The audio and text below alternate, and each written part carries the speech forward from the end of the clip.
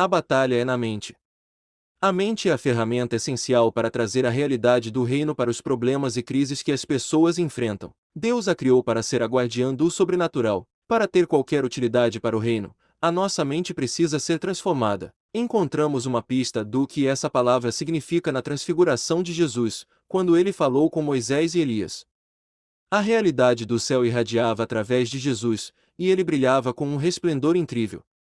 Seu corpo revelava a realidade de outro mundo.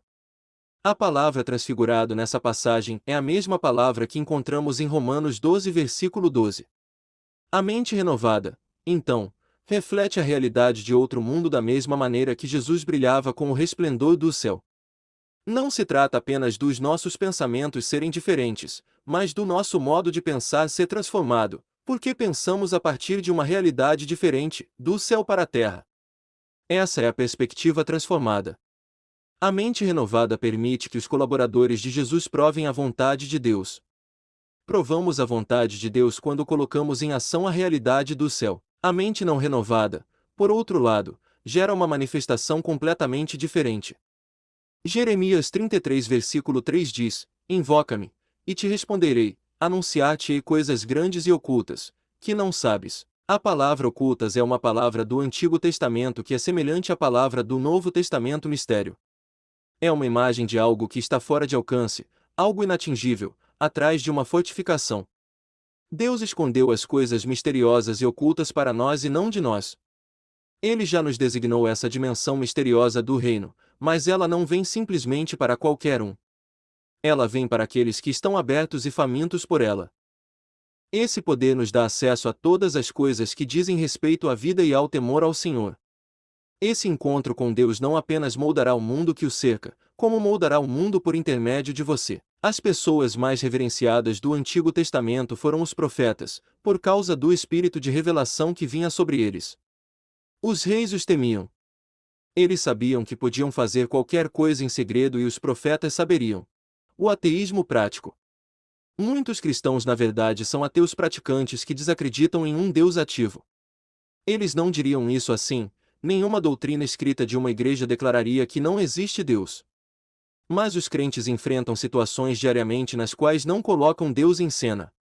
Como Herodes, eles dizem que não existe intervenção divina na vida prática. Eles são cristãos professos, mas vivem exatamente como seus vizinhos ateus toda vez que se defrontam com um problema. Eles não pensam em pedir o conselho de Deus através da sua palavra, ou em convidar Deus para intervir na situação. As pessoas simplesmente não entendem que quando Deus redime uma situação ele faz isso tão completamente que parece que ele criou o problema como uma oportunidade do seu poder e glória serem vistos. O mesmo poderia se dizer do pecado. Mas Deus não fez uma pessoa pecar só para que a sua glória pudesse ser revelada. Quando Jesus está perto, um problema adquire um propósito. Sem o seu toque redentor, o problema é simplesmente outra obra do diabo. Jesus estava tão focado nas soluções que ele nem sequer entrava no debate farisaico. Jesus expôs a característica central das influências de Herodes e dos fariseus, ambas se baseiam no temor do homem. Ambas são motivadas principalmente pelo que as pessoas pensam. Mas quando somos influenciados pelo fermento do reino, não tememos o que as pessoas pensam em relação a nós. Deus está levantando um povo que considera os seus semelhantes, que é compassivo e que se importa, mas que também não é motivado nem um pouco pelo temor do homem. Em vez disso, eles vivem de acordo com o temor a Deus. O Salmo 25 versículo 14 diz: A intimidade do Senhor é para os que o temem, aos quais ele dará a conhecer a sua aliança. Provérbios 29 versículo 25 diz: Quem teme ao homem ama ciladas, mas o que confia no Senhor está seguro. O temor de Deus torna a nossa visão clara. O temor do homem nos deixa tremendamente confusos. Um milagre é um tutor, um dom de Deus para nos mostrar o que existe do outro lado. Quando experimento um milagre, e mais tarde volto à mesma dúvida, reclamando, resmungando e murmurando, é porque eu não permiti que o testemunho do Senhor tivesse pleno efeito no meu modo de pensar. O pensamento do reino sabe que qualquer coisa é possível a qualquer momento. Ele é ativado quando você e eu, com um coração terno, nos rendemos aos padrões de pensamento de Deus, quando recebemos os pensamentos dele e dizemos sim. Queremos que as nossas mentes estejam cheias do fermento do reino, da influência do reino. Queremos milagres, e queremos que aqueles milagres tenham pleno efeito sobre nós, mudando a nossa maneira de ver e de nos comportar. De onde veio a sua tempestade? As tempestades da vida, assim como os milagres, podem apresentar desafios e oportunidades tremendas de crescermos. Porém, faz muita diferença em que tipo de tempestade você está. Algumas tempestades, embora enviadas pelo diabo, podem nos provocar e nos convidar a usar a revelação que já temos. Elas são milagres esperando para acontecer, como nesta passagem de Marcos 4 versículo 35, 41. Naquele dia, sendo já tarde, disse-lhes Jesus: passemos para outra margem. E eles, despedindo a multidão, o levaram assim como estava, no barco, e outros barcos o seguiam. Ora, levantou-se grande temporal de vento, e as ondas se arremessavam contra o barco, de modo que o mesmo já estava a encher-se de água. E Jesus estava na popa, dormindo sobre o travesseiro. Eles o despertaram e lhe disseram: Mestre, não te importa que pereçamos? E ele, despertando, repreendeu o vento e disse ao mar: Acalma-te, emudece. O vento se aquietou, e fez-se grande bonança. Então, lhes disse: Por que sois assim tímidos? Como é que não tendes fé? E eles, possuídos de grande temor, diziam uns aos outros: Quem é este que até o vento e o mar lhe obedecem? Mas há outros tipos de tempestades que Deus envia para nos mostrar que estamos indo na direção errada, como essa tão familiar. Mas o Senhor lançou sobre o mar um forte vento, e fez-se no mar uma grande tempestade, e o navio estava a ponto de se despedaçar. Então, os marinheiros, cheios de medo, clamavam cada um ao seu Deus e lançavam ao mar a carga que estava no navio, para o aliviarem do peso dela. Jonas, porém, havia descido ao porão e se deitado, e dormia profundamente. Chegou-se a ele o mestre do navio e lhe disse: Que se passa contigo? Agarrado no sono, levanta-te, invoca o teu Deus, talvez, assim, esse Deus se lembre de nós, para que não pereçamos. Jonas 1 versículo 4, 6. Observamos nessas passagens duas tempestades, e dois propósitos diferentes para cada uma delas. Uma foi enviada por Deus, a outra pelo diabo. Cada situação envolvia um homem dormindo no barco, um por causa da depressão e como uma maneira de escapar da sua realidade desagradável, o outro porque ele estava vivendo a realidade do reino na terra, e no reino não havia tempestade. A questão é, em que tempestade você está? E você está lidando com ela da maneira que Deus quer que você lide com ela? Você deixou que os milagres passados sejam um tutor, que o levem a um lugar de fé adequado ao seu desafio atual? A tempestade dos discípulos foi enviada pelo diabo para impedir que eles fizessem a vontade de Deus. A tempestade de Jonas foi enviada por Deus para fazê-lo voltar à vontade de Deus. Algumas pessoas enfrentam tempestades porque viraram à esquerda quando Deus virou à direita. Deus, em sua misericórdia, traz uma tempestade para trazê-las de volta. Outras enfrentam tempestades porque estão no meio da vontade de Deus. Deus não gosta da tempestade, mas Ele quer treinar você para usar as ferramentas que Ele lhe deu para acalmar a tempestade. A maioria de nós se encontra em uma tempestade e conclui instantaneamente que a nossa função é clamar a Deus para intervir e mudar a nossa circunstância. Mas esse não é o propósito da tempestade. Se apenas clamarmos, estamos abdicando do nosso papel em um milagre. Deus nunca permite uma tempestade sem primeiro dar as ferramentas para acalmá-la. Ele quer que usemos essas ferramentas para gerar um resultado milagroso. Pense no maior conflito ou crise da sua vida no ano passado. Eu lhe garanto que com certa dose de análise, você poderá identificar as ferramentas que Deus colocou em sua vida para cuidar desse problema. Ele permite problemas nas nossas vidas para que possamos vencê-los, não apenas para que clamemos a Ele todas as vezes. As ferramentas estarão no barco conosco, mas o inimigo soprará os ventos do medo para nos fazer esquecer onde as ferramentas estão. Muitos de nós vemos a tempestade e oramos como os discípulos oraram quando viram Jesus dormindo no barco: O Senhor não se importa que pereçamos.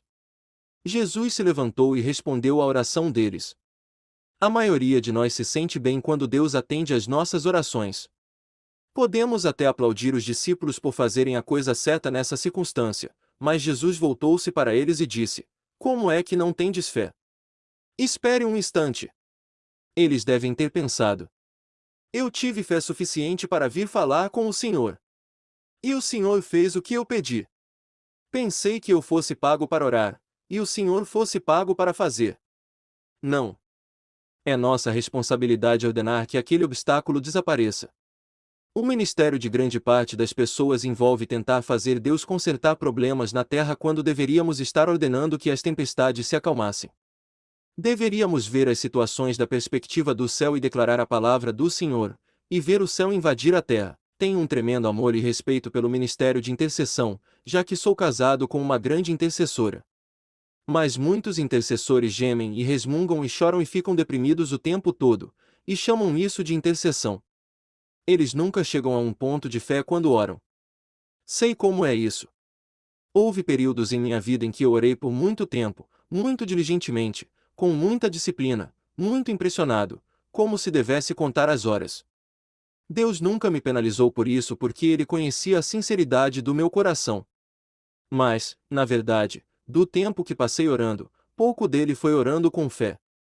A maior parte dele foi com depressão, desânimo ou como quem carregava um fardo. A tragédia é que muitos crentes ainda não conseguem distinguir a diferença entre o fardo do Senhor e o peso da sua própria incredulidade. Quanto pior as pessoas se sentem depois que terminaram de orar, mais elas se sentem gratificadas por serem intercessoras ungidas.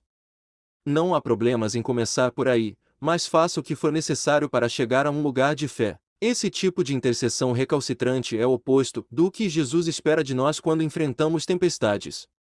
Se Jesus está dormindo no seu barco, não é porque ele está esperando que você o desperte com o seu choro ou com as suas orações fervorosas. É porque você tem um propósito divino. Ele está querendo que você use as ferramentas que ele lhe deu para gerar o resultado celestial. Alguns mestres ensinam que Deus gosta de esperar até o último minuto para intervir e mostrar a sua soberania. Eles pensam que essa é a maneira inteligente e bonitinha de Deus mostrar que estava no controle o tempo todo. Você ouve as pessoas dizerem: Deus nunca se atrasa nem se antecipa, mas ele chega na hora certa. Mas, de modo geral, Deus não trabalha assim. Se ele sempre intervém no último minuto, em geral é porque nós não usamos as ferramentas que nos foram dadas para início de conversa. Se você está enfrentando uma batalha espiritual, geralmente é porque foi treinado para esse momento. Isso significa que você passou por coisas na sua vida que deveriam ter lhe ensinado a reagir à atual tempestade. Quando os problemas surgem, você já teria de saber a coisa certa a fazer. Você não deveria ter de buscar a Deus durante horas de oração em desalento. Você deveria estar pronto para entrar em cena e dizer: creio que Deus fará um milagre nesta situação. Aquele filho desviado voltará para casa. Essa doença no seu corpo está quebrada, no nome de Jesus. Essa crise financeira está encerrada. A hora de orar é antes disso, como Jesus orava clamando a Deus nos momentos em particular, quando não havia nada acontecendo de errado. É assim que armazenamos poder e criamos uma atmosfera interior de paz e fé que levamos conosco para a situação perturbadora. Não vamos desperdiçar os nossos milagres. Livres da culpa e perdoados. Jesus recebeu o que eu merecia para que eu pudesse receber o que ele mereceu. Vimos que o objetivo de nossas vidas é alcançar um lugar de intimidade para fazer a vontade de Deus na terra, assim como ela é feita no céu. Observamos como a nossa mente é a guardiã da esfera dos milagres e precisa ser renovada se quisermos enxergar a realidade a partir da perspectiva de Deus. Vimos como a revelação deve ser colocada em ação, e que os milagres são tutores e oportunidades de mudar a maneira como vivemos daquele momento em diante. Agora quero fazer uma pausa e falar sobre os obstáculos comuns com os quais as pessoas se deparam enquanto procuram viver no sobrenatural e renovar as suas mentes. Ouvi uma história de uma família europeia que queria se mudar para os Estados Unidos, de modo que eles trabalharam duro e economizaram dinheiro suficiente para entrar em um navio e atravessar o Atlântico. Eles também economizaram o máximo que puderam para comprar queijo e bolachas, provisões que eles poderiam comer em família na pequena cabina do navio que ocupariam. Eles embarcaram no navio e dias e semanas se passaram. A família se amontoava na cabina comendo suas parcas provisões, enquanto ouvia os passos e o riso das pessoas no corredor enquanto estavam a caminho para comerem no salão de banquetes. Na última noite de sua longa viagem pelo mar, o capitão anunciou que eles atracariam nos Estados Unidos no dia seguinte. O pai decidiu comemorar levando a família para o salão de banquetes para fazer 3 refeições. Ele se aproximou do capitão e perguntou quanto custava a refeição. O capitão olhou para ele surpreso e disse: quer dizer que vocês não têm comido lá? As refeições estavam incluídas no preço da passagem. Creio firmemente que muitos cristãos comem queijo com bolachas, em termos espirituais, quando a nossa passagem já pagou por um banquete completo. Não estou falando de riqueza financeira, embora Deus tenha destruído o poder da pobreza na cruz. Estou falando de salvação e do perdão de pecados. Com frequência, os cristãos vivem sob a influência dos fracassos, das deformidades e dos erros de ontem.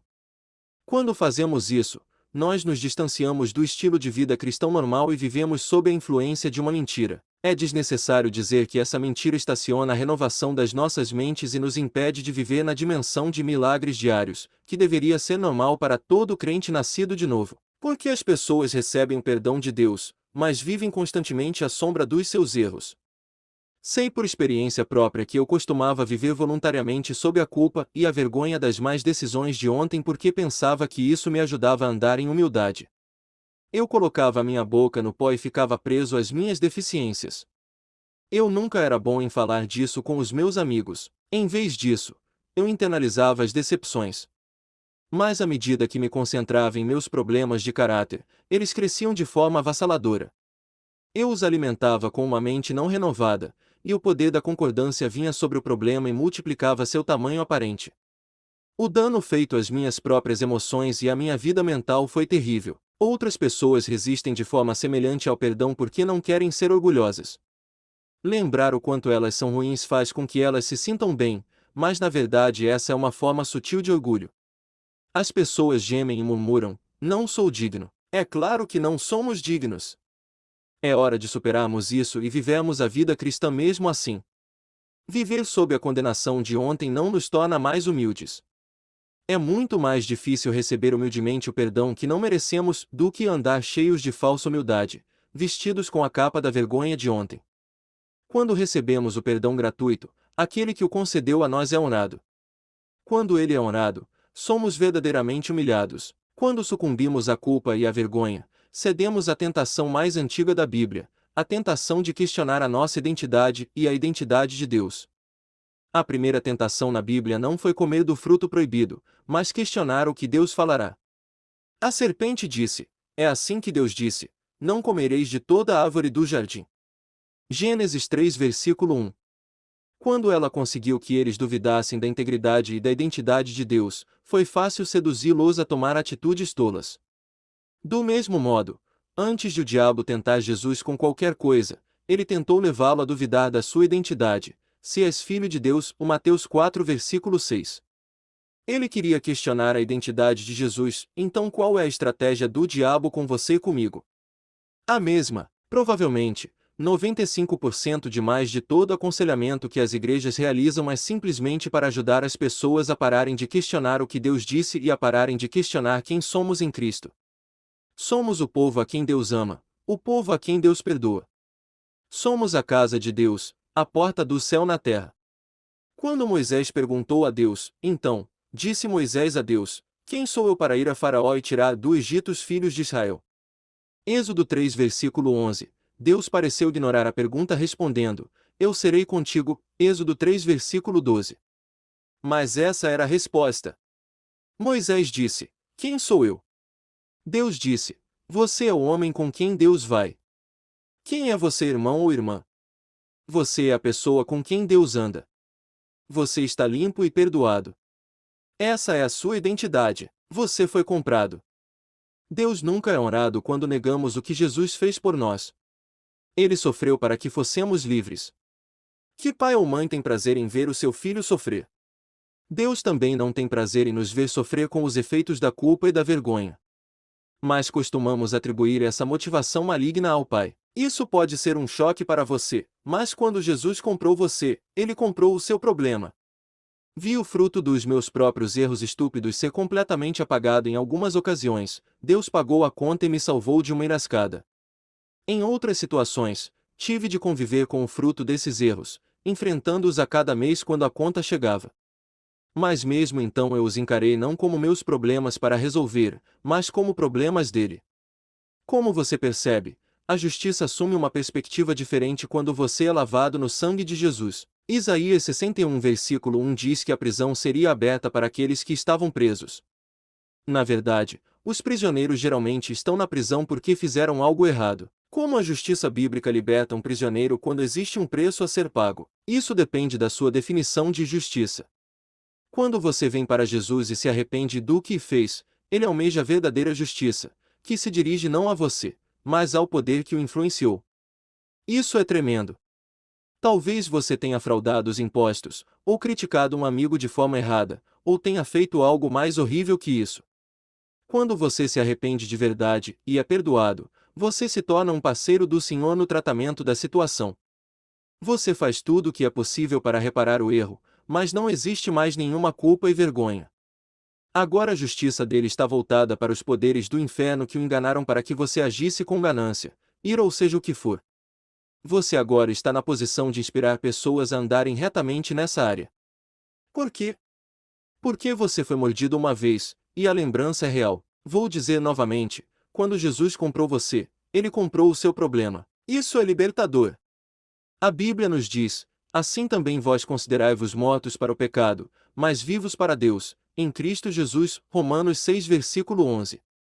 Essa expressão assim também significa avaliar, fazer os cálculos de, fazer as contas e chegar a uma conclusão.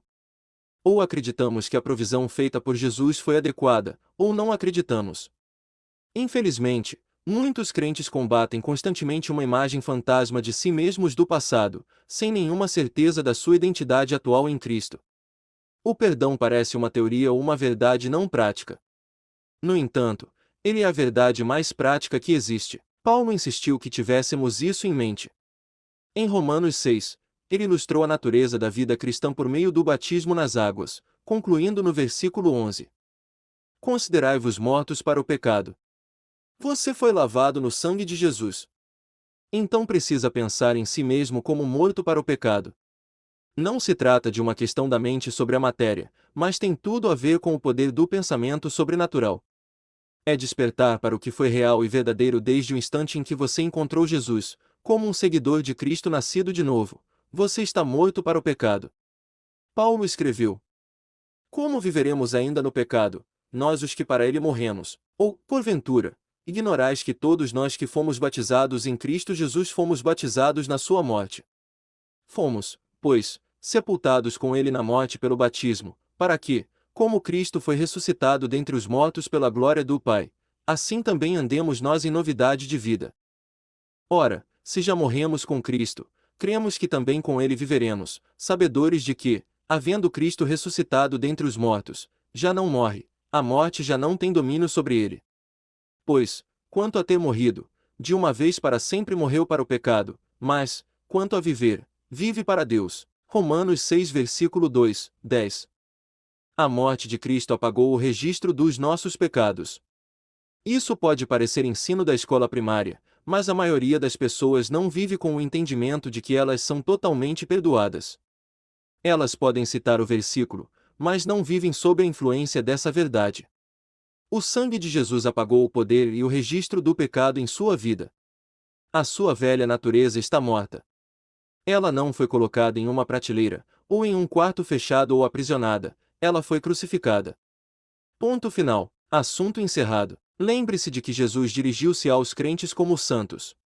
Tendemos a pensar que a santidade é adquirida depois de anos de serviço sacrificial. Isso está errado. Passamos de pecadores desprezíveis a santos nascidos de novo em um único instante quando aceitamos a salvação. Quando o sangue de Jesus apagou o pecado, você não pode ficar mais limpo que isso. Não significa que podemos evitar os obstáculos e problemas que acompanham a transformação da nossa vida e a renovação da nossa mente. A maturidade é um processo.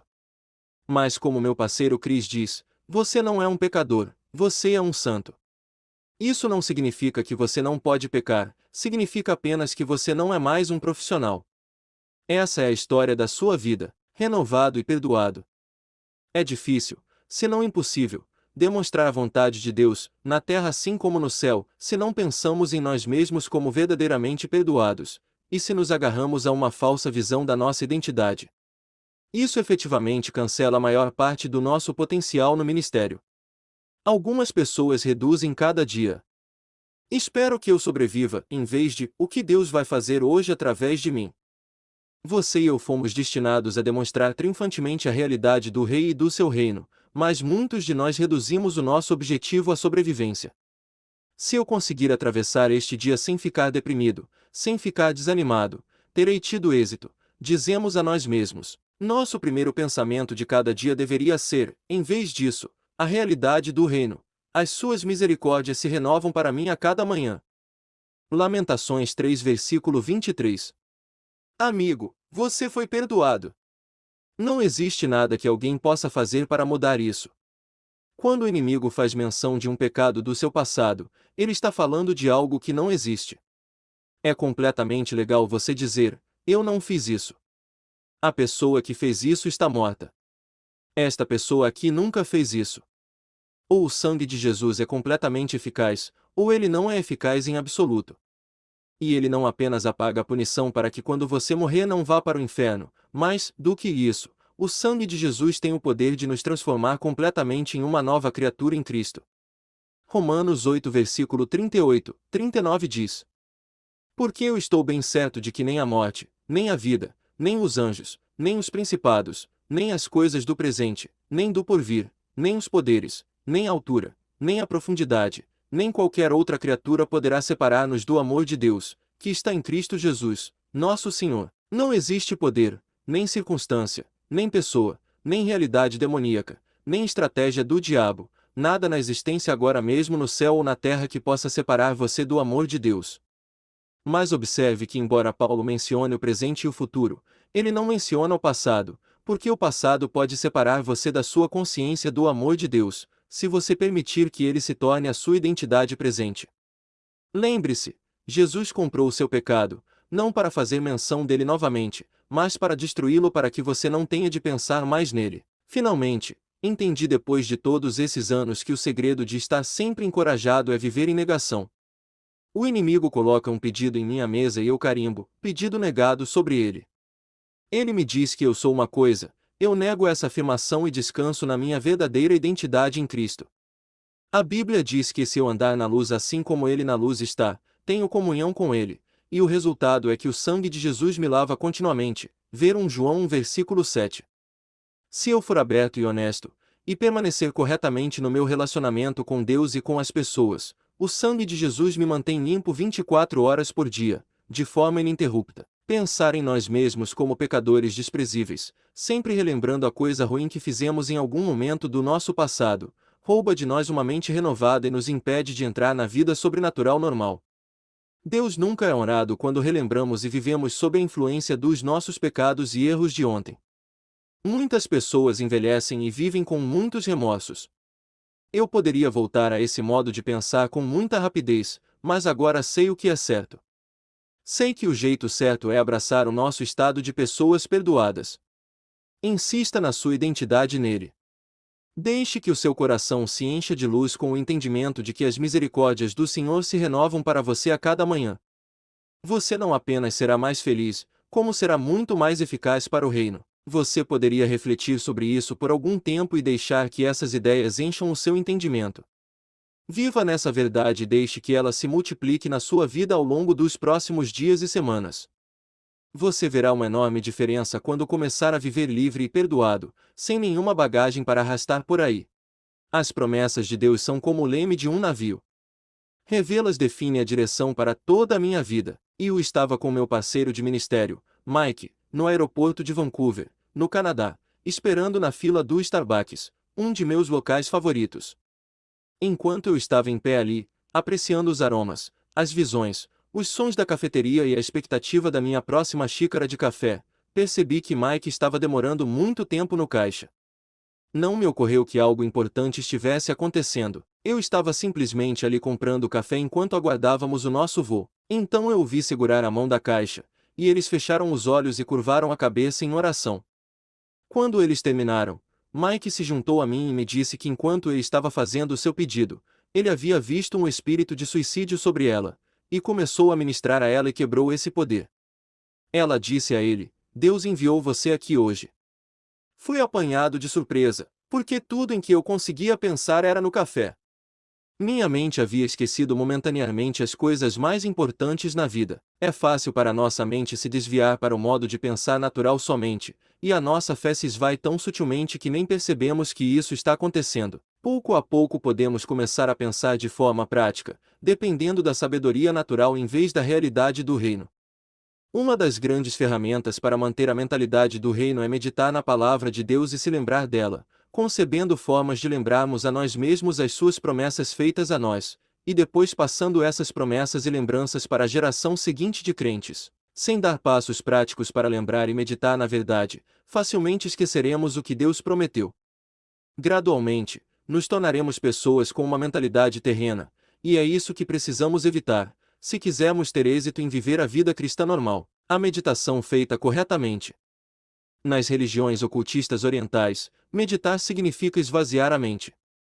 Mas a meditação bíblica é o oposto, é encher a mente com a verdade de Deus.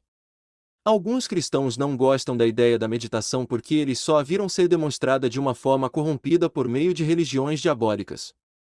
Mas se você já se preocupou com alguma coisa, você já sabe como meditar. Toda pessoa, santa ou pecadora, medita todos os dias.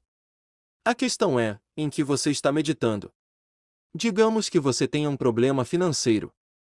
Uma pessoa que tem uma mente renovada tem alegria mesmo nessa circunstância, porque a alegria não é fruto do que se vê, mas do que Deus diz. Deus não é mentiroso e Ele cumprirá a sua palavra. Há anos você desobedeceu ao Senhor financeiramente, e agora você vai colher o que plantou. Pode parecer um bom argumento, mas ele pode fazer você passar da sua meditação da palavra de Deus para a preocupação. Logo aquela pequenina voz cresce tanto que é como um megafone em seus ouvidos. Você se esquece de que Deus disse que Ele conservará em perfeita paz aquele cujo propósito é firme, porque ele confia nele. Isaías 26 versículo 3. Perfeita paz significa saúde divina, prosperidade, bem-estar, mente ajustada ou equilibrada. Uma mente firme significa uma mente reforçada, acomodada em uma posição imutável. Mas quando damos ouvidos à preocupação, nós nos tornamos instáveis. Por que a preocupação grita tão alto para ter a nossa atenção? Porque se olharmos para ela por tempo suficiente, ela ganhará a nossa confiança. Logo começaremos a orar por medo, e finalmente deixaremos de orar e começaremos a procurar por compaixão. Confiamos naquela outra voz, e ela ganhou a afeição do nosso coração. Precisamos firmar a nossa mente nas coisas espirituais, porque quando enchemos a nossa mente com o que está acontecendo no natural, restringimos a nossa eficácia. Podemos nos levantar de vez em quando e marcar um ponto de vitória com o dom da fé, mas não teremos a influência contínua da transformação do reino fluindo através de nós. Qual é a solução? Meditar na palavra e dar a nós mesmos todas as oportunidades de lembrar o que é verdade. A Bíblia fala claramente de como fazer isso. Veja como. Escreva. Abacuque 2 versículo 2 diz: escreve a visão, grava-a sobre tábuas, para que a possa ler até quem passa correndo. As pessoas precisam de motivação para correr. Essa é a principal razão pela qual eu viajo e prego e escrevo tanto quanto posso. Quero dar às outras pessoas o combustível que elas precisam para se levantar e prosseguir. Quero que elas tenham todas as revelações que eu tenho, assim como eu me alimento das revelações dadas a mim por outros. Para participar da obra ativa e tremenda do reino, não podemos ir casualmente remando nosso barco rio abaixo. Temos de correr. É por isso que faço como Abacuque advertiu e escrevo as ideias de Deus sobre a minha vida toda vez que elas são reveladas a mim. Destaco e sublinho a minha Bíblia de todas as maneiras. Anoto profecias que recebi em cartões e no meu computador, e os carrego comigo para toda parte. Coloco bilhetes adesivos no painel do meu carro. Coloco-os em toda parte na igreja, às vezes, para que quando eu estou andando e orando eu possa ver bilhetes em toda parte, lembrando-me do que Deus está dizendo. Mantenho um diário para os meus filhos e netos, para que eles possam ver o que Deus fez ao longo da minha vida. Temos até um membro da equipe de nossa igreja cuja função é registrar os milagres que acontecem na igreja, por intermédio dela e com as nossas equipes ministeriais. Quero que as pessoas conheçam as grandes e poderosas obras do Senhor muito depois que tivermos partido, para que elas possam correr com a visão ainda mais longe. Reveja. É claro que um registro escrito só é útil quando você o revê. Re significa voltar, e ver significa ver, é claro. Volte às promessas de Deus até que você possa ver. Às vezes, preciso revisitar essas palavras proféticas que foram ditas sobre mim, então volto à pilha de cartões e leio aqueles de que preciso. Elas são fatos da minha vida, porque Deus as proferiu. Isso não é simplesmente pensamento positivo ou usar a minha imaginação para me enganar e acreditar em alguma realidade alternativa. É meditar no que Deus disse até que eu possa vê-lo e correr com isso. Outras vezes, sento-me com as pessoas e digo: lembre-me do que aconteceu em tal e tal cidade quando ministramos ali. Conte-me a história outra vez. A pessoa dirá: puxa, aquele sujeito que não tinha articulação do quadril se levantou e andou. Você se lembra? Essas conversas me lembram de coisas que eu havia esquecido e restabelecem as pedras angulares da minha vida mental. Forço as minhas ideias a se tornarem as ideias do reino. O testemunho do que o Senhor fez nos ajuda a lembrar quem Deus é, como é a sua aliança e quem Ele pretende ser em nossas vidas. Cada testemunho da sua obra na vida de alguém é uma profecia para aqueles que têm ouvidos para ouvir. É uma promessa de que Ele fará o mesmo por nós, porque Deus não faz acepção de pessoas. Ver Atos 10 versículo 34, e Ele é o mesmo ontem, hoje e eternamente. Ver Hebreus 13 versículo 8. Mas o testemunho deve ser ouvido, falado, escrito e revisto. Pense por um instante. Como uma pérola é formada? Por meio da irritação e do conflito. Um grão de areia entra na concha de uma ostra, e uma pérola se forma ao redor do grão para impedir que ele lhe faça mal. A correlação bíblica entre louvor e irritação não é coincidência. Quando estamos presos no conflito e na incerteza, mas louvamos a Deus sem manipulação, isso é um sacrifício. Significa que estamos reagindo de uma maneira que produz algo belo. Naquele momento, uma porta é formada, um local de entrada onde o Rei da Glória pode invadir a nossa situação. Muitas pessoas não têm porta porque não querem louvar a Deus em meio a um aparente paradoxo. Elas ficam paradas se perguntando: como Deus pode prometer curar todas as minhas doenças, mas eu estou com este problema em meu corpo? Como Deus pode prometer suprir e, no entanto, estou sem emprego há 3 meses? E o Salmo 87 versículo 2 diz: o Senhor ama as portas de Sião mais do que as habitações todas de Jacó. Essa porta, esse lugar de louvor em meio ao conflito, é onde a sua presença repousa, onde o próprio Rei habita. A porta é formada quando nos movemos acima da explicação humana e entramos em um lugar de confiança. Quando a resposta que elas procuram não vem, as pessoas tendem a reagir de uma das duas maneiras que descreveremos a seguir. Vamos observar por que essas abordagens não funcionam. Acusar Deus.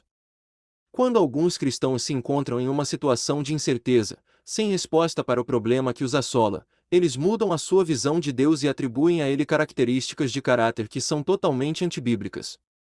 Eles podem se convencer de que Deus não vai ajudá-los a sair de um buraco financeiro porque Ele não está intervindo nos seus negócios, embora a Bíblia diga: e o meu Deus, segundo as suas riquezas em glória, há de suprir em Cristo Jesus cada uma das vossas necessidades. Filipenses 4 versículo 19. Eles podem afirmar que Deus não vai curá-las, embora a Bíblia revele que Ele cura todas as suas doenças e perdoa todas as suas iniquidades. Ver Salmos 103 versículo 3. A incerteza faz com que algumas pessoas entendam mal quem Deus é. Elas começam a negar a verdadeira natureza de Deus e a abraçar a doença e a enfermidade, a pobreza e a angústia mental como dons de Deus. Essa é uma mentira devastadora do inferno. É na verdade uma blasfêmia atribuir a Deus a obra do diabo. Mas muitos cristãos querem tanto uma resposta durante os tempos de incerteza que inventam respostas teológicas para se sentirem bem com a sua atual situação. Ao fazer isso, eles sacrificam a verdade sobre Deus no altar do raciocínio humano. É isso que faz as pessoas dizerem coisas do tipo: Deus deu a leucemia à minha tia para ensinar a ela a perseverança. De jeito nenhum. Isso nunca aconteceu. Se o corpo de alguém está sendo consumido pela dor ou se enfraquecendo por causa da doença, é o devorador. Isso não tem a ver com o trabalho do Messias. Mais uma vez, a Bíblia diz: Ele perdoa todas as suas iniquidades, Ele sara todas as suas enfermidades. Deus é bom o tempo todo. O diabo é mau o tempo todo. Nós fazemos um bem enorme a nós mesmos se nos lembrarmos da diferença entre os dois. Cura, salvação, integridade, provisão e alegria já nos foram dadas. Elas não podem ser canceladas ou devolvidas. São fatos da vida do reino. Essas coisas foram pagas por Jesus na cruz. Outros cristãos caem no engano de quando a Bíblia fala sobre sofrimentos, isso significa todas as aflições citadas. Absolutamente. O sofrimento mencionado na Bíblia significa viver entre duas realidades conflitantes e confiar e louvar a Deus em meio a tudo isso. Qualquer um pode declarar a grandeza de Deus depois de ganhar na loteria. Mas quando você vive em meio a um conflito, de ter uma promessa que ainda não se cumpriu, ou ter um problema que parece nunca se resolver, você se eleva acima da circunstância e declara que Ele é bom em todo o tempo, aconteça o que acontecer, reforçando a nossa batalha espiritual. Porque a doença e o vício e todas as outras ferramentas do diabo continuam a atormentar a raça humana. Minha convicção é de que se conhecêssemos mais sobre batalha espiritual, poderíamos frustrar muito do que vemos. O que é necessário para curar o incurável e fazer o impossível é batalha espiritual em um nível que nunca experimentamos. Existem duas situações no Novo Testamento que apoiam essa visão. Em uma delas, Jesus impôs as mãos sobre um cego e perguntou a ele se ele via alguma coisa. O homem disse: "Vejo homens andando, como árvores." Marcos 8, versículo 24. Para obter o milagre completo, o homem necessitava de um segundo toque de Jesus. Ele precisava de persistência. Em outra situação, um filho atormentado tinha um demônio que o lançava na água e no fogo para matá-lo. O pai levou o menino a Jesus e disse: "Mas, se podes fazer alguma coisa, tem compaixão de nós e ajuda-nos." Marcos 9, versículo 22. Jesus respondeu: "Se podes. Tudo é possível àquele que crê." Marcos 9, versículo 23. Em outras palavras, Jesus não tem limites e ele é absolutamente bom em todo o tempo. Não havia dúvidas do que ele queria naquela situação ou do que podia fazer. A responsabilidade do impossível não estava sobre Jesus, mas sobre o pai daquela criança, e nos discípulos que foram incapazes de expulsar o demônio. Certa vez, quando eu estava ministrando no sul da Califórnia, uma mãe me levou uma criança que era atormentada por demônios. A criança mostrava as garras para mim enquanto eu orava e amarrava, e fazia tudo o que eu sabia fazer. No entanto, minhas orações não tinham efeito aparente. A mãe olhou para mim e disse palavras que jamais esquecerei: "Não existe ninguém aqui que possa me ajudar." Por que aquela mãe levou aquela criança até mim? Porque eu representava alguém, Jesus, que é absolutamente perfeito, a quem não falta poder, e que está absolutamente disposto a trazer libertação. É razoável concluir que por eu ter tentado e não ter conseguido libertar a criança que era a vontade de Deus que a criança fosse atormentada. Não. Assim como quando os discípulos tentaram, mas falharam em libertar o menino. Mas essa é a teologia que muitas pessoas adotam durante momentos de incerteza. Jesus disse algo completamente diferente: "Esta casta não pode sair senão por meio de oração e jejum." Marcos 9, versículo 29. Jesus não orou nem jejuou naquele momento específico quando curou o menino endemoninhado. Mas ele tinha um suprimento cheio de oração, preparado ao longo do tempo que havia passado com o Pai, a fim de que o céu pudesse se manifestar no mundo natural em um instante. Jesus exerceu a fé em resultado da sua intimidade com Deus, como nós deveríamos fazer. A minha incapacidade de gerar a libertação necessária para a criança me levou ao trono. Preciso ter mais. Quando nos encontramos em momentos incertos da vida, somos como os discípulos naquele momento de fracasso. Eles eram as pessoas mais experientes da terra em milagres naquela época. Ninguém havia visto mais e feito mais do que eles. No entanto, eles se depararam com algo para o qual não conseguiam solução. Isso ainda acontece hoje. Podemos estar diante de problemas e não saber onde estão as ferramentas para gerar a solução. Mas isso não significa que o problema é invencível. Há poder em decidir no seu coração que Deus é bom em todo o tempo, e que a sua vontade para a cura e a integridade não muda, apesar do que vemos no natural. Você pode descansar sabendo que duas coisas lhe são garantidas. Primeiro, em todas as situações nas quais você sofre perda pelo devorador, todas as coisas cooperarão para o bem. Deus projetou o mal na sua vida? Não. Ele o designou para você? Não. Mas ele é tão grande que pode vencer de qualquer jeito. Deus pode usar o seu pecado passado ou os ataques do diabo para realizar o que ele deseja. Segundo, o nosso Deus é um Deus de vingança. O diabo nunca tem a palavra final em nada. Essa besta será silenciada e haverá vingança absoluta e completa para cada momento de enfermidade, aflição, dificuldade, tormento e tentação que você já experimentou. Temos uma promessa em Romanos 8 versículo 18 que diz: porque para mim tenho por certo que os sofrimentos do tempo presente não podem ser comparados com a glória a ser revelada em nós. A dificuldade que você está passando nas suas finanças, naquele ataque sobre o seu corpo, naquele ataque sobre a sua família ou sobre as suas emoções, não é digno de comparação com a glória que será revelada em você. Como Bob Mumford disse há muito tempo, eu li o último capítulo, e nós vencemos a mente ofendida. A segunda coisa que acontece quando alguns cristãos enfrentam a incerteza é que eles ficam intelectualmente ofendidos com Deus. Marcos 6 versículo 1, 6 ilustra isso. Tendo Jesus partido dali, foi para a sua terra, e os seus discípulos o acompanharam. Chegando o sábado, passou a ensinar na sinagoga, e muitos, ouvindo, se maravilhavam, dizendo: de onde vêm a estas coisas? Que sabedoria é esta que lhe foi dada? E como se fazem tais maravilhas por suas mãos? Não é este o carpinteiro, filho de Maria, irmão de Tiago, José, Judas e Simão? E não vivem aqui entre nós suas irmãs? E escandalizavam-se nele. Jesus, porém, lhes disse: não há profeta sem honra, senão na sua terra, entre os seus parentes e na sua casa. Não pôde fazer ali nenhum milagre, senão curar uns poucos enfermos, impondo-lhes as mãos. Admirou-se da incredulidade deles. Contudo, percorria as aldeias circunvizinhas, a ensinar. Essa passagem mostra como uma mente não regenerada é uma arma terrível que pode ser usada contra nós, fazendo com que rejeitemos exatamente a resposta de que precisamos. Os habitantes de Nazaré em princípio ficaram perplexos com o ensinamento de Jesus. Ele os perturbou e chamou a atenção deles. Quando Jesus começou a ensinar na sinagoga, eles disseram uns aos outros: uau! Onde ele aprendeu essas coisas? Isto é incrível! Eles ficaram impressionados, e isso criou um ambiente onde Jesus pôde fazer milagres para ilustrar o poder do que ele estava ensinando. Mas quando eles avaliaram o que estava acontecendo e disseram: espere um pouco. Conhecemos esse sujeito. Ele cresceu aqui. Conhecemos o pai dele, sua mãe, suas irmãs.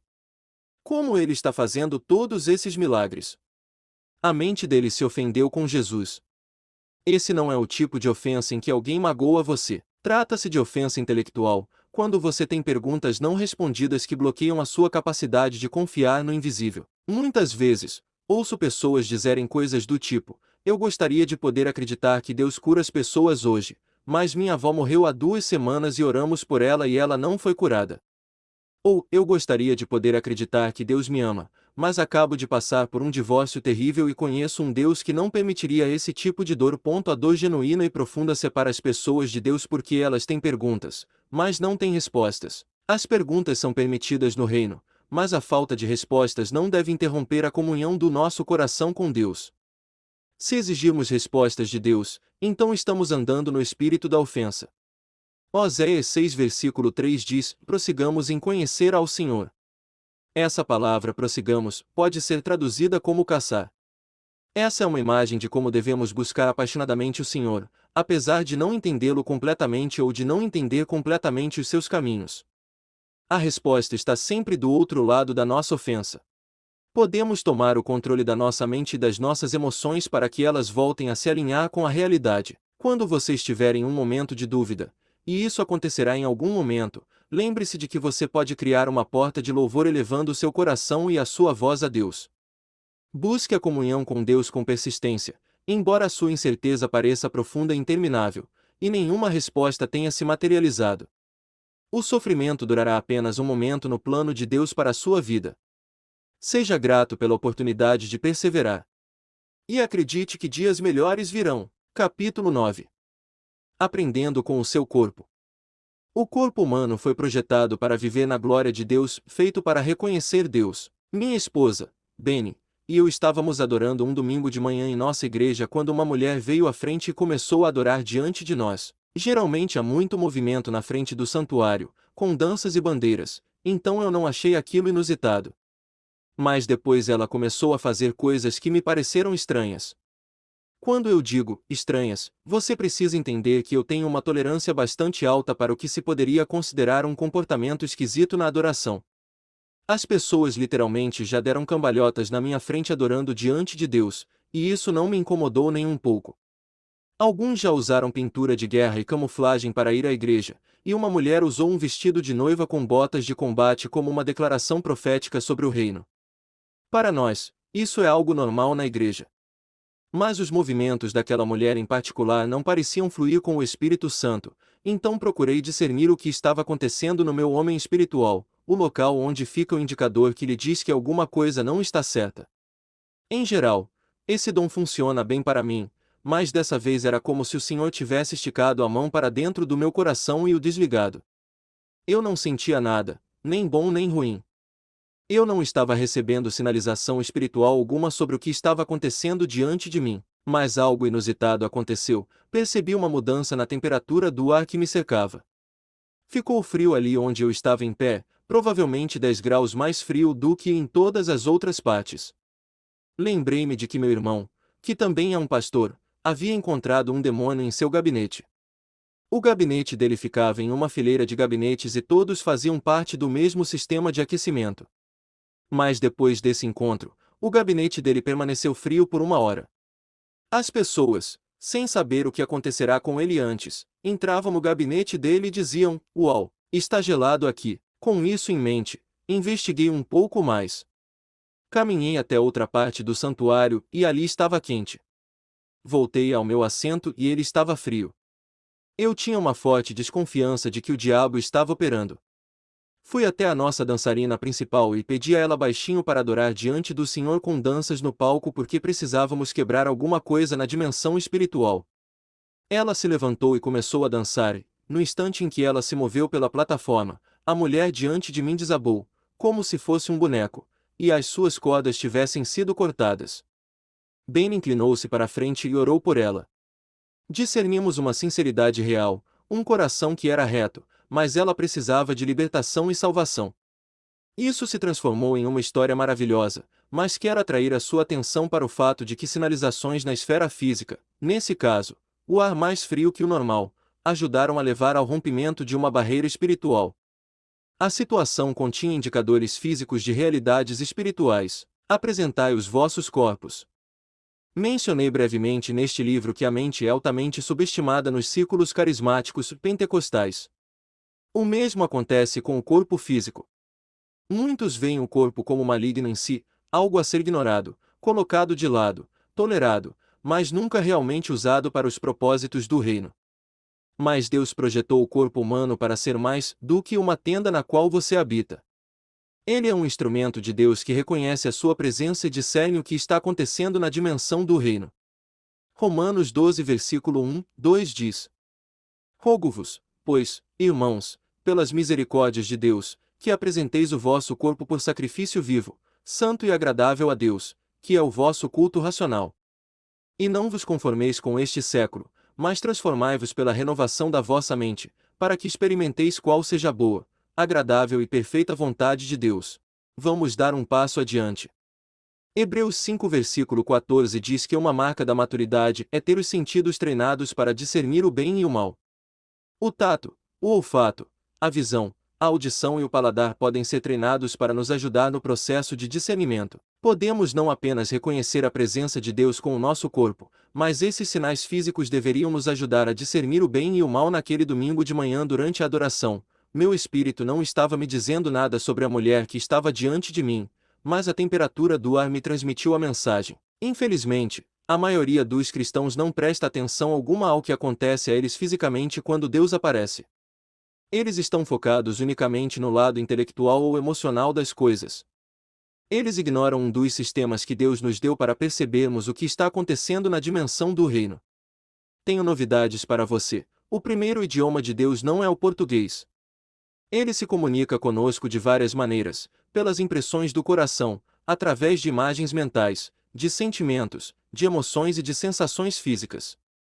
Quando ignoramos os nossos corpos, estamos, pelo menos em alguns momentos, ignorando a voz de Deus. Isso é importante porque quando negligenciamos os sinais físicos do reino, podemos perder o que Deus está fazendo. Às vezes, Jesus passa pelo nosso barco e não pretende entrar no barco, falando de forma figurada. O Evangelho de Marcos diz: E, vendo-os em dificuldade a remar, porque o vento lhes era contrário, por volta da 4ª vigília da noite, veio ter com eles, andando por sobre o mar, e queria tomar-lhes a dianteira. Marcos 6 versículo 48. Jesus faz isso para que saibamos que ele está por perto, mas a única maneira de ele entrar no barco é se pedirmos isso com firmeza. Ele se coloca ao alcance, mas não faz disso algo automático. Se não percebermos que ele está ali, perderemos a oportunidade. Se os discípulos quase perderam a deles porque alguns pensaram que ele fosse um fantasma, quanto mais nós, que confundimos o que vemos e percebemos fisicamente com os nossos sentidos, perdemos oportunidades de estar com Jesus. Nestes dias, tenho visto muitos cristãos se abrirem para as formas como Deus fala.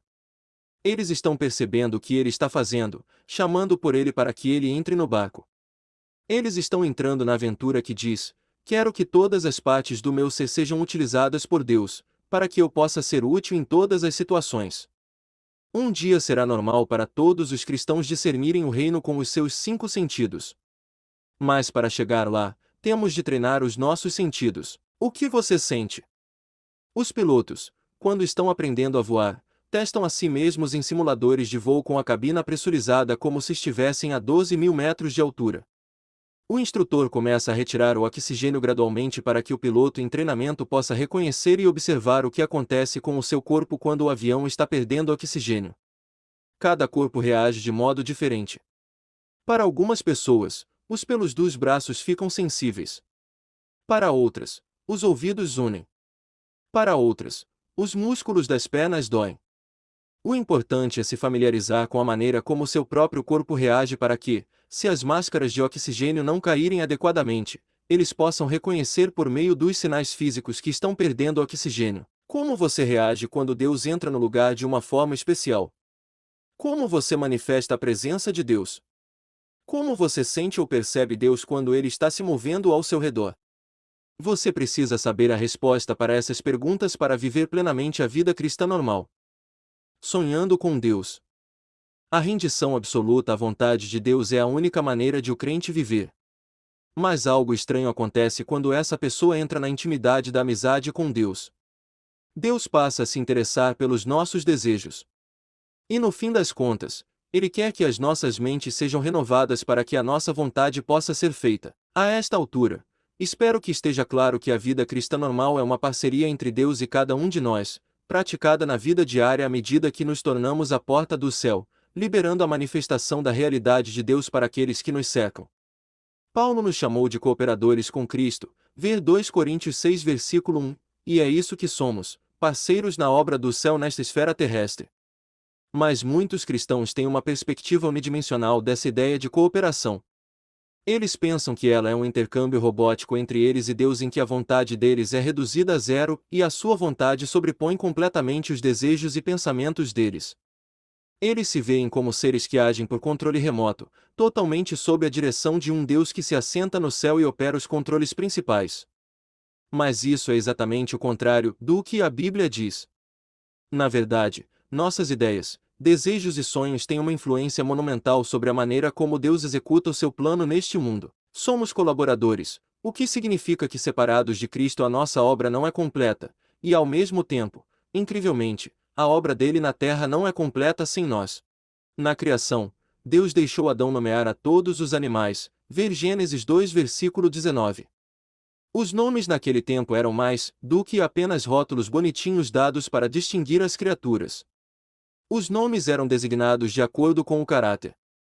Eles indicavam que tipo de ser aquele seria. Quando Deus deu a Adão o privilégio e a responsabilidade de dar nome a todos os animais, ele o estava convidando para atribuir caráter e natureza àquelas criaturas com as quais ele passaria a sua vida.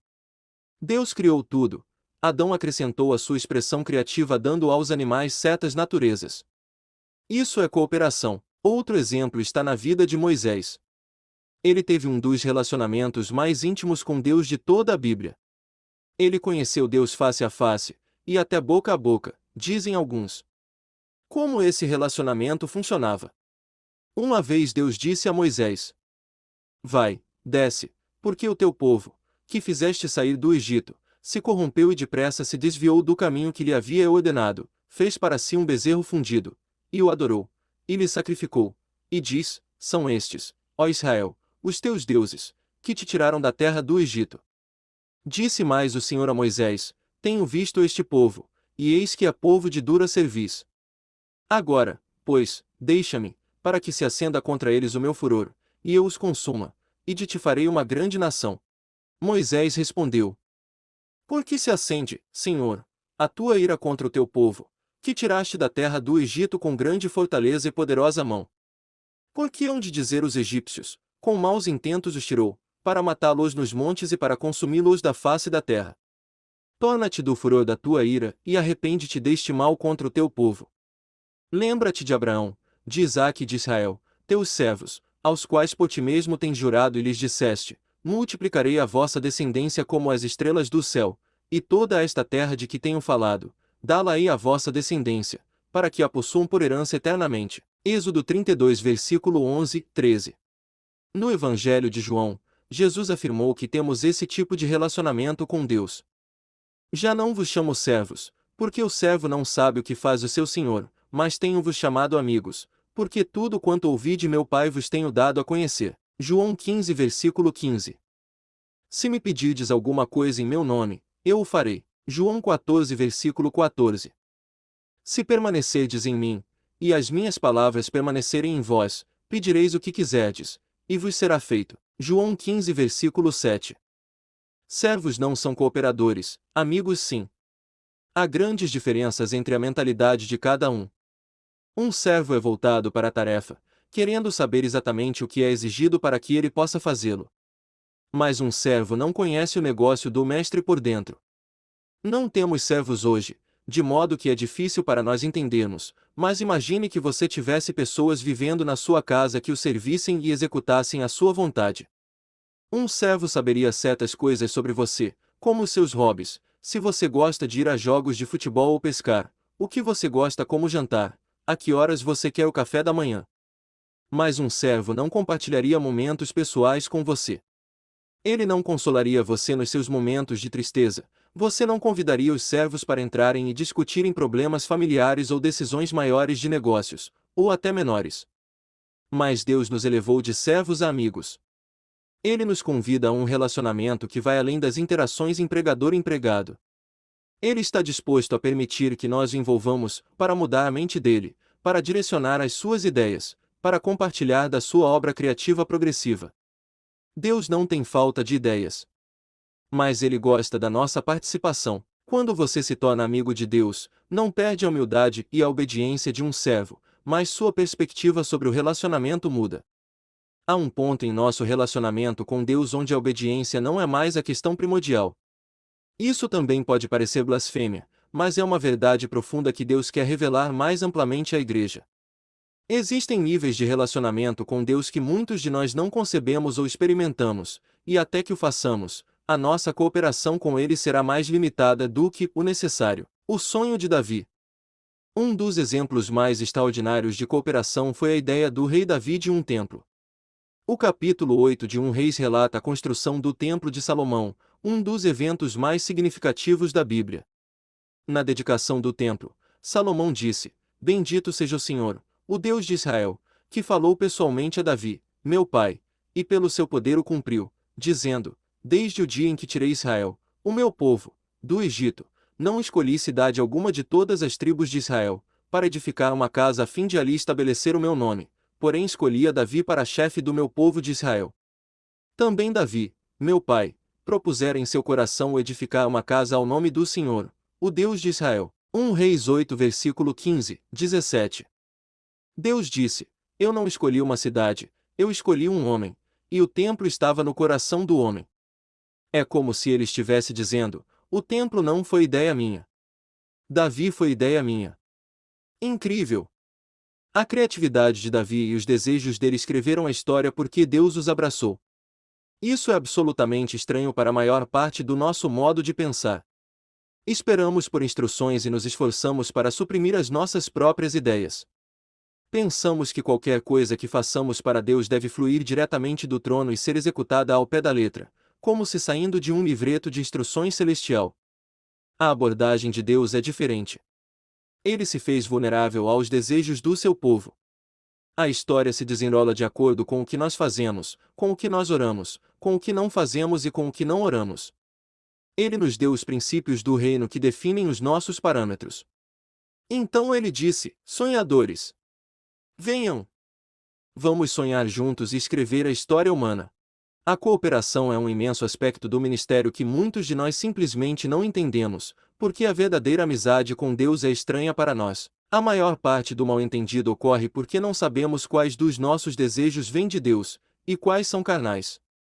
A própria palavra desejo em inglês, desire, é composta do prefixo desire, que significa o Pai. O desejo é, por natureza, do Pai. Mas antes de virmos para Cristo, os nossos desejos são corrompidos, porque o desejo é gerado a partir daquilo com o que temos comunhão. Se tivermos comunhão com a ganância, os nossos desejos serão gananciosos. Se tivermos comunhão com a pornografia, os nossos desejos serão de perversão. Se tivermos comunhão com a ira por causa de uma mágoa passada, o nosso desejo será de vingança. Mas quando temos comunhão com o Pai, os nossos desejos são puros. Lembre-se do que Jesus disse. Por isso, vos digo que tudo quanto em oração pedirdes, crede que recebestes, e será assim convosco. Marcos 11 versículo 24. O que você deseja quando está orando? O que você deseja naquele lugar de comunhão com o Senhor? Quando entramos no reino, a estrada estreita e reta de que Jesus falou se torna grande e larga. O reino é maior por dentro do que parece por fora. Há espaço para os nossos desejos, para a nossa criatividade, para as nossas ideias.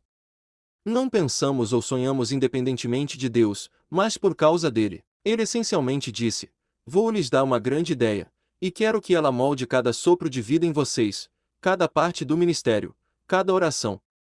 A ideia é: assim na terra como no céu. Agora vão. Corram com ela. Façam-na acontecer. Esse mandado nos move a sairmos de uma servidão robótica onde perguntamos constantemente: Senhor, devo comer atum ou manteiga de amendoim no almoço? O Senhor quer que eu atenda o telefone quando ele tocar. Devo falar com aquela pessoa na loja ou passar direto?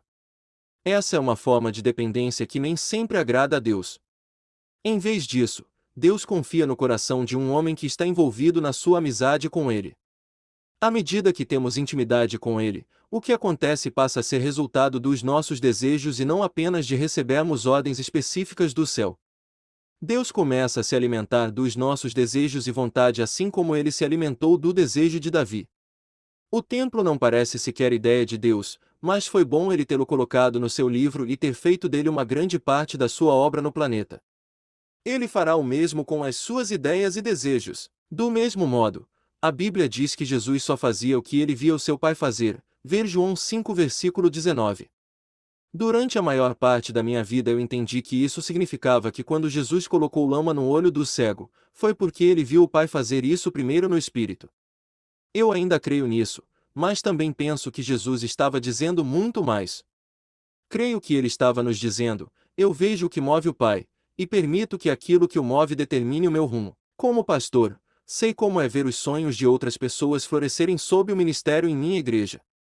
Mas a minha primeira preocupação é sempre a agenda de Deus para nós. Não presto atenção à agenda de ninguém, por mais eminente que ele seja, ou que dinheiro ele tenha para executá-la.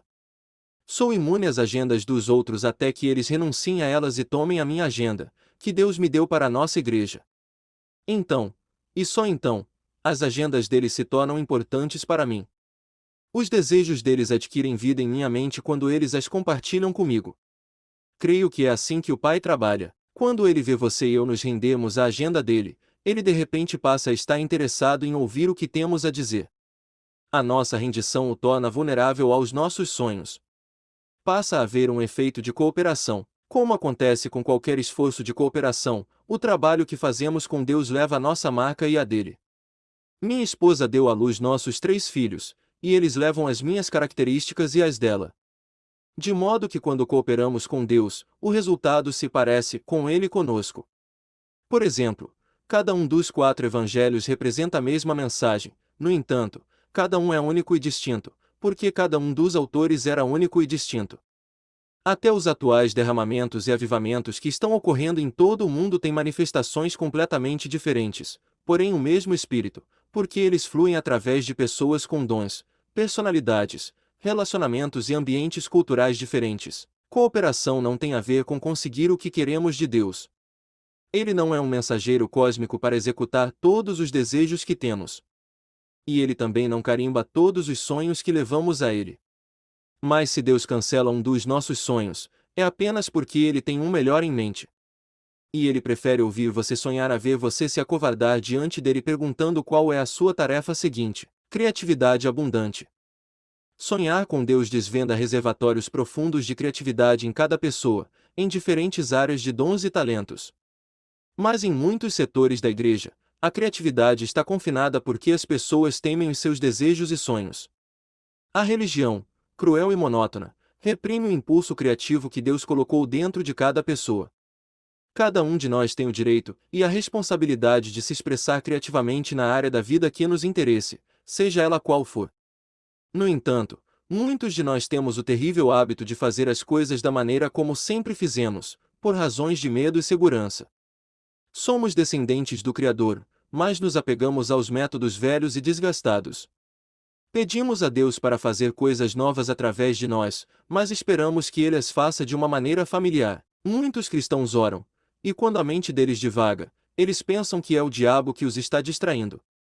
Esse pode ser o caso muitas vezes, mas talvez o nosso diabo esteja ativo demais, e o nosso Deus inativo demais. Quando a sua mente divaga, talvez Deus esteja levando você a soluções criativas para os problemas. Você talvez esteja resistindo a ideias do céu e se agarrando a uma prática de oração rígida e religiosa. Algumas pessoas de negócios saem da rota quando estão orando, pensando em um contrato ou em uma oportunidade, e no fim da oração elas pensam: arruinei todo o meu tempo de oração pensando em outra coisa. A culpa e a condenação vêm sobre elas quando Deus na verdade estava desviando-as para um assunto que estava em sua mente. Ele queria que elas pensassem criativamente e interagissem com ele para que ele pudesse liberar ideias que elas nunca tiveram. Meu tio Davi me contou uma vez que um professor de uma faculdade cristã olhou para seus alunos e disse: "Quantos de vocês querem ser milionários?" Todos eles falaram: "Eu quero." Vão para casa hoje à noite e orem, e me digam o que vocês sentiram quando estavam orando. Eles voltaram no dia seguinte, e ele disse: "Quantos de vocês querem ser milionários?" Uma pessoa ergueu a mão, e essa pessoa acabou sendo um homem de negócios bem-sucedido. O ponto era que nesse relacionamento com o Senhor há uma troca na presença dele, e essa troca molda paixões e sonhos em nós. Infelizmente, a religião nos programou para ignorar qualquer coisa que possa ser um desejo pessoal, de modo que deixamos que o mundo que nos cerca se encarregue de sonhar, e nós nos alistamos no sonho dele. Muitos cristãos nunca sentem a liberdade de expressar criativamente o que Deus está dizendo e fazendo neles pessoalmente. Foi o sonho acordado de um adulto. No dia seguinte, um profeta profetizou sobre mim e clamou algumas coisas que Deus colocará em meu coração. Ele disse: "Você se vê sonhando acordado", e descreveu as coisas a respeito das quais eu estava sonhando acordado. Então ele disse na voz do Senhor: "Você pensou o tempo todo que era você, mas sou eu. Sou eu.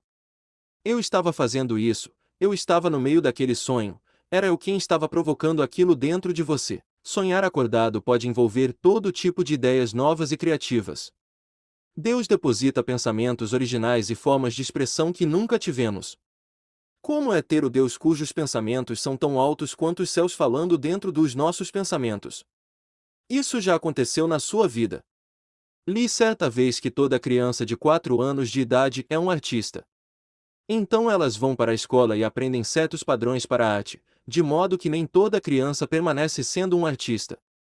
Eu não diria que o sistema é sempre mau, mas há um impulso para criar em todas as pessoas que, às vezes, é silenciado. Quando meu filho mais velho tinha 2 anos ou 3 anos de idade, ele descobriu o giz de cera e desenhou na parede o que parecia o horizonte da cidade de Nova York. Ben e eu achamos incrível.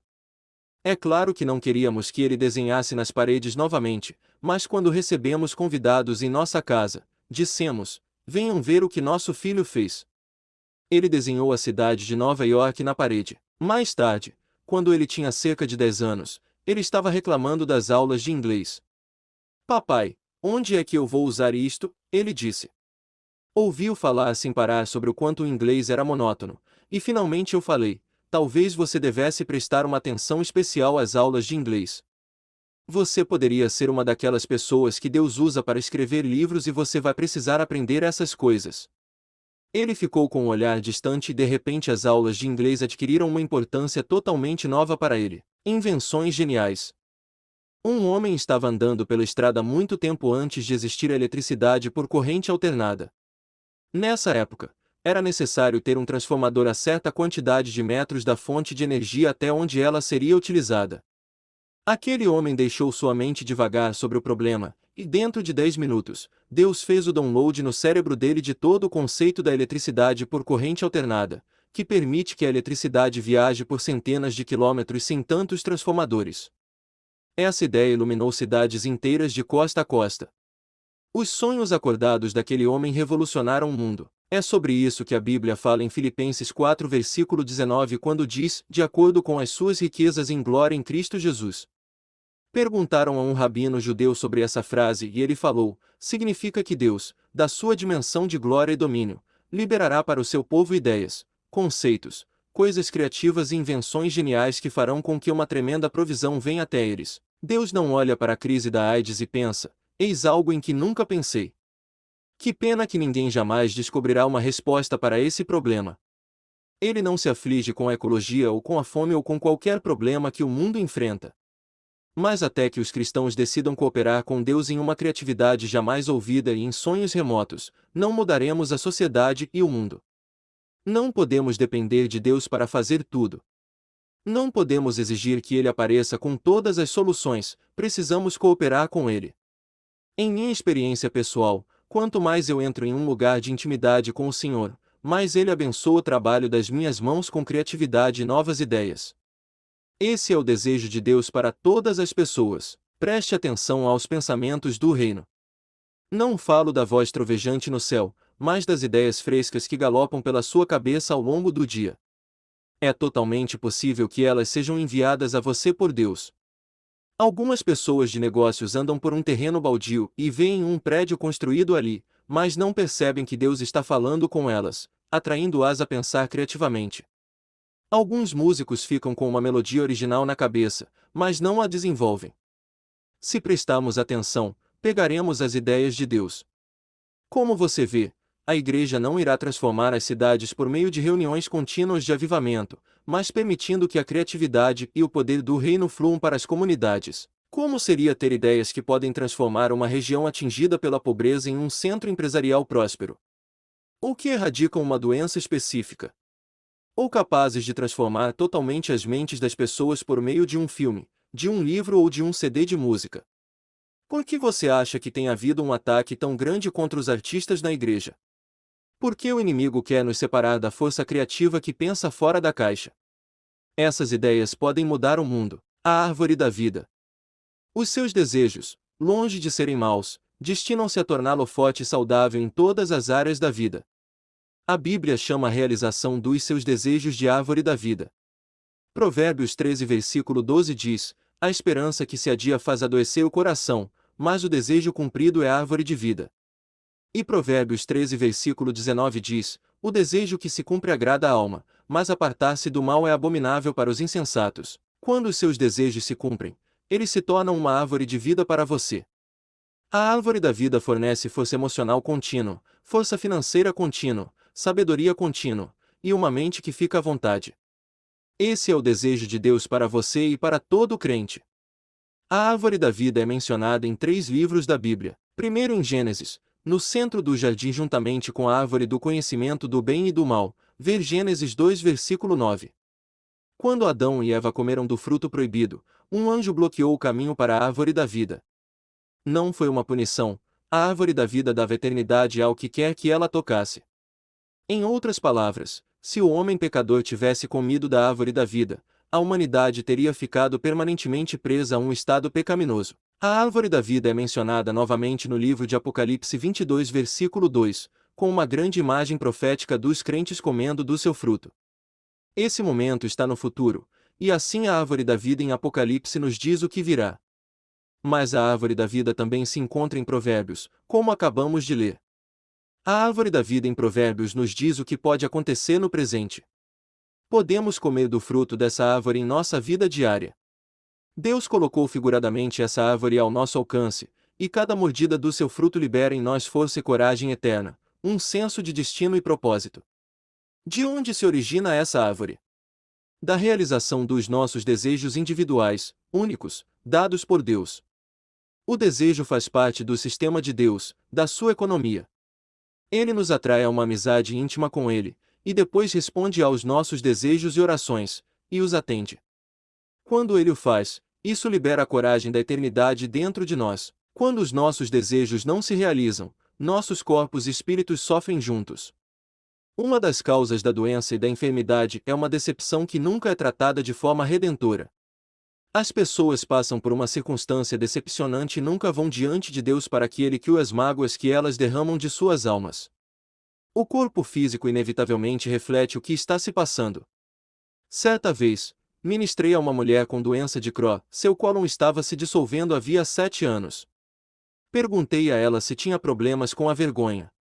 Ela respondeu que sim, e eu disse: o seu corpo está lhe enviando uma mensagem. O seu cólon está comendo a si mesmo. A dureza que você usa consigo mesma a está deixando doente, e o seu corpo está manifestando o que você está fazendo consigo mesmo emocionalmente. Ela se arrependeu desse pecado e foi instantaneamente curada. Quando uma árvore de vida cresce vigorosa em nosso espírito, ela dá frutos maravilhosos em todas as áreas da vida. A Bíblia fala sobre o fruto do Espírito: amor, alegria, paz, paciência, e assim por diante. Eles são produzidos quando permanecemos em Cristo, quando os nossos desejos se realizam à medida que estamos ligados a Ele, a videira. Esse fruto deve aumentar à medida que o avivamento e a revelação são passados através das gerações, como veremos a seguir. Uma herança espiritual difere de uma herança natural de uma maneira crucial. Uma herança natural nos dá algo que não tínhamos. Mas uma herança espiritual levanta a cortina e revela o que já temos permissão para possuir. É por isso que a palavra diz: mas as coisas que são reveladas pertencem a nós e aos nossos filhos para sempre. O que é necessário é simplesmente a consciência do que já está ali. Receber uma herança espiritual é como saber que anos atrás alguém colocou 10 milhões de dólares na sua conta bancária. Você tinha o dinheiro o tempo todo, mas agora você tem liberdade para gastá-lo, porque você tem conhecimento de que o dinheiro está lá e lhe pertence. Era isso que Paulo estava procurando transmitir quando escreveu: portanto, ninguém se glorie nos homens, porque tudo é vosso, seja Paulo, seja Apolo, seja Cefas, seja o mundo, seja a vida, seja a morte, sejam as coisas presentes, sejam as futuras, tudo é vosso, e vós, de Cristo, e Cristo, de Deus. 1 Coríntios 3 versículo 21, 23. Aquele que não poupou o seu próprio filho, antes, por todos nós o entregou, porventura, não nos dará graciosamente com ele todas as coisas. Romanos 8 versículo 32. Mas, como está escrito: nem olhos viram, nem ouvidos ouviram, nem jamais penetrou em coração humano o que Deus tem preparado para aqueles que o amam. Mas Deus nolo revelou pelo Espírito, porque o Espírito a todas as coisas perscruta, até mesmo as profundezas de Deus. Ora, nós não temos recebido o Espírito do mundo, e sim o Espírito que vem de Deus, para que conheçamos o que por Deus nos foi dado gratuitamente. 1 Coríntios 2 versículo 9, 10, 12. Quando sabemos da nossa herança, de repente temos poder para gastar com Deus. Podemos recorrer a recursos que não sabíamos que tínhamos. Quando uma geração anterior passa adiante uma herança espiritual, ela passa adiante todo o conhecimento e a experiência que adquiriu em determinada área espiritual.